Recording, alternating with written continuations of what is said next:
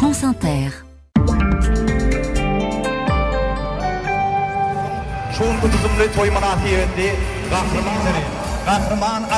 Ah mais quelle ambiance, nous sommes au cœur du Turkménistan pour l'inauguration en grande pompe ce matin d'une ville en l'honneur de l'homme fort du pays. Et la ville s'appelle Arkhadag, aux portes du désert turkmène, cérémonie fastueuse ce matin auquel les journalistes ont été invités, ce qui est rarissime dans ce pays reclus, dirigé d'une main de fer par Gurbanguly Berdimuhamedov, au pouvoir depuis 17 ans. On ne sait pas encore bien à quoi servira cette ville actuellement inhabitée. 70 000 personnes sont censées y vivre à terme. Mais ce qui est sûr, c'est qu'elle se veut intelligente, cette ville, respectueuse de nombreuses normes écologiques, disent les autorités turkmènes.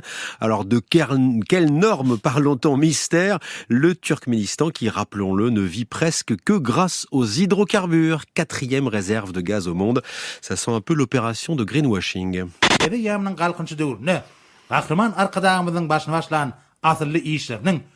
Du greenwashing auquel la télé turkmène en tout cas croit fermement. Il faut dire qu'elle n'a pas trop le choix. Les médias nationaux sont totalement sous la coupe du régime. Le Turkménistan, pays reclus, je le disais, depuis la chute du mur de Berlin, présidé depuis 2006 par la dynastie des Berdimuhamedov. D'abord le père, puis maintenant le fils, tous les deux accusés par les ONG de dépenser sans compter les revenus tirés des ressources naturelles du pays.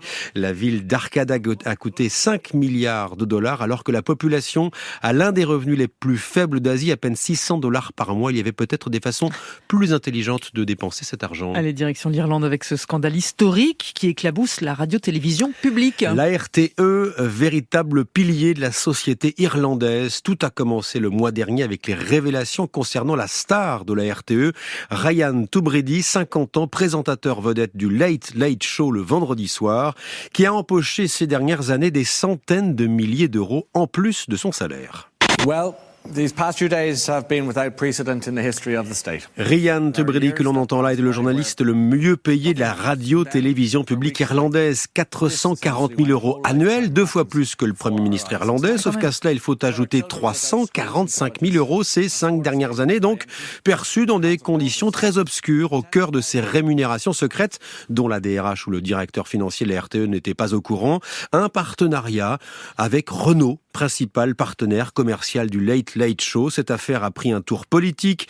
Les appels au boycott de la redevance télé se multiplient. Les employés de la RTE se sont réunis devant la rédaction. Une commission parlementaire a décidé de convoquer les pontes du groupe cette semaine. Et puis le gouvernement pourrait s'octroyer un droit de regard sur les finances de la RTE dont l'avenir ne tient plus qu'à un fil. Et nous terminons en Ouganda où l'obésité peut aider à obtenir un prêt bancaire. Et oui, c'est une étude très sérieuse qui le documente. L'étude d'une professeure d'économie de l'université américaine Brown, près de Boston, qui s'est penchée sur l'un des pays les plus pauvres d'Afrique, l'Ouganda donc, où l'excès de poids est souvent considéré comme un signe de richesse. Ça, ce n'est pas nouveau.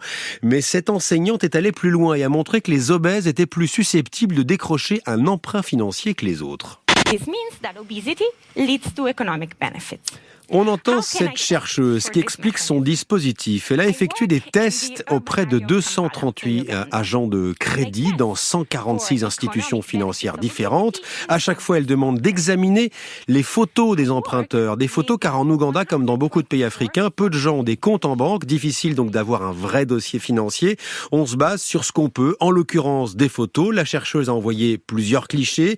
Des photos en fait manipulées, retouchées avec la même personne paraissant plus ou moins grosse, et c'est à chaque fois la personne en surpoids qui obtient un rendez-vous avec le conseiller bancaire. L'étude chiffre même précisément cet avantage: être en surpoids équivaudrait à une augmentation d'environ 60% de ses revenus. Ben voyez ce qu'il vous reste à faire, hein, Sébastien, pour votre petit prêt immobilier. Manger des chamallows. Voilà, merci beaucoup. Vous partez avec Blonde Redheads sur France Inter. J'ai envie de dire, entre Blonde et Redhead, il faut choisir.